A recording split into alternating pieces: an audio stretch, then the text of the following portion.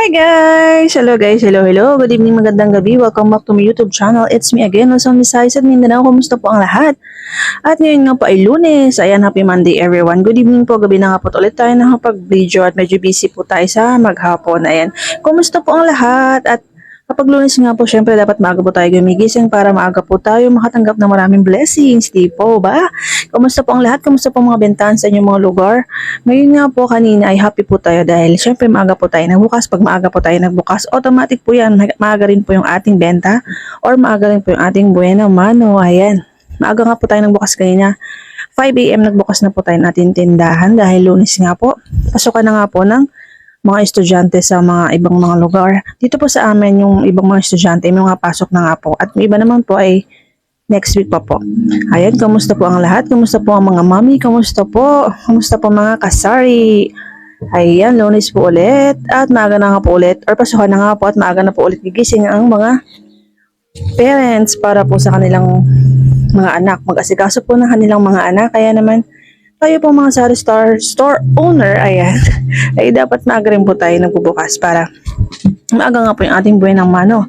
At Lunes nga po ngayon, dapat happy lang po tayo. Always be happy and positive in life. Maging positibo po tayo sa buhay sa araw-araw para naman po yung mga blessings po na matatanggap natin ay talagang boom na boom. Kumbaga, yung, alam nyo guys, yung pakiramdam na hindi mo pa hinihiling kay God, pero hindi mo namamalay na binibigay na niya. Ayan. Diba? So, thank you Lord for all the blessings every day at hindi nga po tayo nasisiro sa ating tindahan. Kahit pa paano po talagang may benta po tayo. Thank you po. Thankful po tayo kay God. Maraming salamat po. Thank you Lord for all the blessings every day. Ayan, gumapit nga po tayo ng mic dahil mahina lang po yung ating boses kasi meron po tayong katabing bahay at medyo nakakahiya po. Ayan. At meron din po tayo sa tapat. At meron po nagbibideo kay banda doon. Kaya gumamit na po tayo ng mic para hindi po masyado masagap yung ating video. Okay po na nagkakantahan po doon sa kabilang bakod guys. Ayan. Happy Monday po sa lahat. Ngayon nga po ay kanina po ay okay nga po ating bentahan. At maga nga po tayo nakabenta. So, kumusta po mga bentahan sa inyong lugar? Ayan, thank you so much po sa lahat po mga nag-subscribe sa ating channel. Marami pong salamat. Mega love shoutout po sa inyo lahat. Thank you so much po sa mga nagko-comment, sa mga nag-subscribe. At sa mga hindi po nga po guys, palambing naman po mga guys, pahit po ng ating like button, pa-subscribe, at pahit na rin po nating notification bell para updated po kayo sa mga sunod po nating i-upload na videos. Ayan, ang ating nga po mga content or mga videos po natin ay related nga po sa ating sa ating pong tindahan. Ayan, I am Catherine Cartaga and I'm proud to be a small sari-sari store owner here in Cavite. Ayan, dito po kami sa Cavite area. Yung mga presyon po na binabanggit ko ay dito nga po yan. Base po yan sa area po namin. At iba-iba po tayo ng mga presyon sa mga lugar. Depende nga po talaga sa lugar at sa mga pinabibilihan po natin. Ayan, kumusta po ang lahat? Kumusta? Ayan, for today's video, share ko lang po yung mga naganap po sa atin kanina at happy nga po tayo. Ang benamano nga po natin kanina ay bigas po ang benta natin kanina. 1 kilong bigas and then may sigarilyo din po. Ayan, nagtitinda rin po tayo kahit pa paano ng konting sigarilyo. Ayan, may naghahanap po ng sigarilyo. At sabon. Ayan po, may naman natin kanina. At happy nga po tayo kasi maaga nga po tayo nakabuhay naman. No? Ayan, kumusta po mga kasari? Dapat kung maaga po tayo magbukas, dapat po consistent po tayo sa pagbubukas ng ating tindahan ng ganun pong oras everyday. Kung makakaya po natin magbukas po tayo, kunwari ng alas 5 ng umaga. Kinabukasan po, magbukas din po tayo ng alas 5 ng umaga. Ayan, para yung mga customer po natin, alam na po nila, uy, maaga pala nang bubukas yung tindahan doon. So, babalik po sa atin yung mga customer. Kaya, may advantage po talaga ang pagbubukas ng tindahan ng maaga. So, yun po mga ganap natin. Ngayon naman po, kayo nakapamili na nga po ko konti lang. Medyo nilagay ko na nga po. Ayan, so nga po, meron po tayong stick. Oh, super sticks. Ito po, magkano na pong bentahan ito sa inyong mga lugar. Hindi na po ito talaga piso. Hindi na po ito piso. At hindi na rin po ito pang 3-5 piso. Dahil konti lang po ang laman niya, binilang ko po siya. Ang puhunan po nito sa amin ay 68 pesos.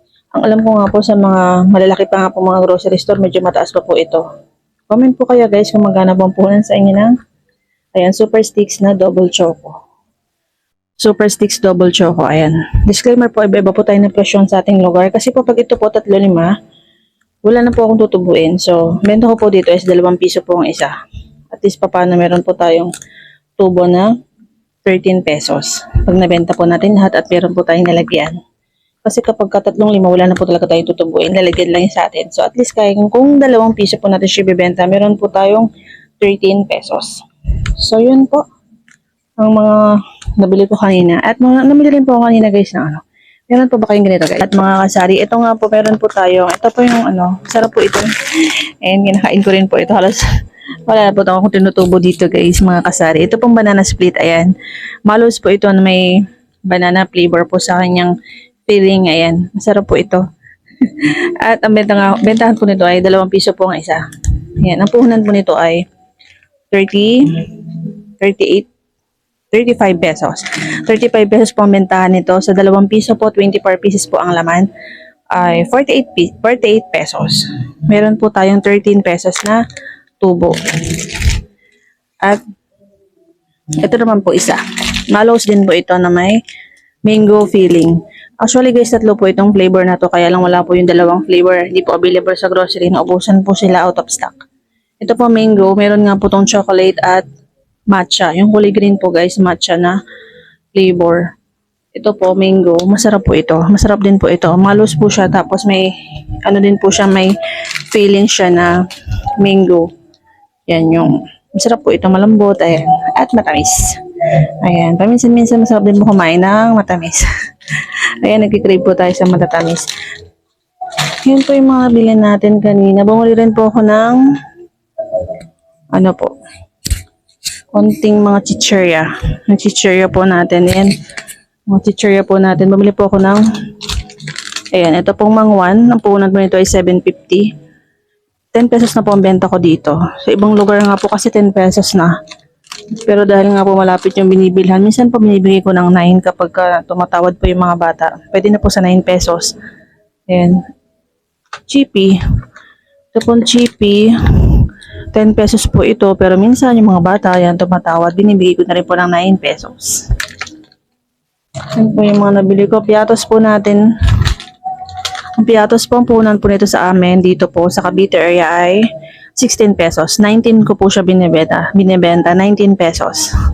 Ayan again guys, disclaimer po, iba-iba nga po tayo ng presyon sa ating mga paninda. Depende nga po yan sa lugar natin binibilhan. Ayan.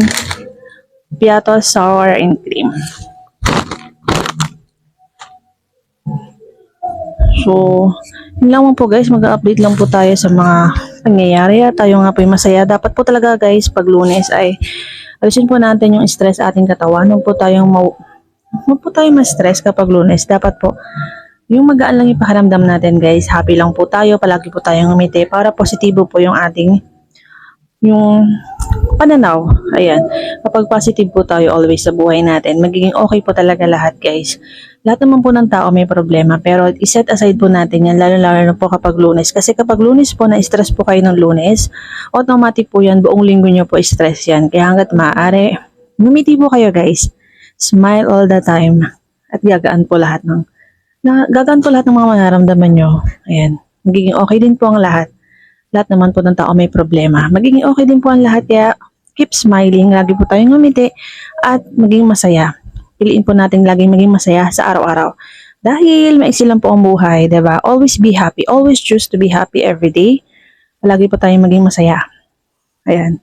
Lalo na po sa atin na mga, hindi na po tayo bumabata, syempre. Ayan. Dapat po lagi po tayong nakangiti at masaya. Pero syempre, wag mo tayo tawan-tawan nang wala naman pong kadahilanan. Baka may makakita po sa atin at isipin ay, baka isipin po nila ay tayo ay may something na. Kaya, wag po masyadong ngumiti. Chor. De, joke lang po guys. Hanggat maaari, ngumiti po tayo talaga all the time. Yan, maging happy po tayo. So, yun lang po mga ganap po natin guys. Wala na po akong ma-share sa inyo. Baka nagsawa na po kayo sa aking pagmumuka. Kanina po guys, bumili po tayo ng egg. Egg po na lang. Medium po yung binili natin. 235 po ang isang tray. Ayan. Pwede naman po sa 9 pesos ibenta guys. Kasi large po yung binibili ko. Kaya lang naubusan po. So, 235 po yung nabili natin. So, 235, 45, 55, 65. Meron po tayong 35 pesos na tubo sa 9 pesos. Pwede rin naman po 9 pesos ang isa. So, yun po guys. ang mga pangyayari sa ating tindahan. Ayan. Ayan, maraming salamat po sa ating mga comment sa ating live, sa ating po mga video. Thank you so much po. Marami pong salamat. Thank you po sa support at sa mga hindi mo nga po guys nakasubscribe sa ating channel. Guys, walang naman po. Pahit po nating like button, pa-subscribe at pahit na rin po ng ating notification bell para updated po kayo sa mga susunod po nating i-upload na videos. Ayan, maraming salamat po sa mga nagko-comment. God bless everyone. Keep safe always. God is good all the time. At yun lamang po mga. Thank you so much po. God bless everyone. See you to the next one.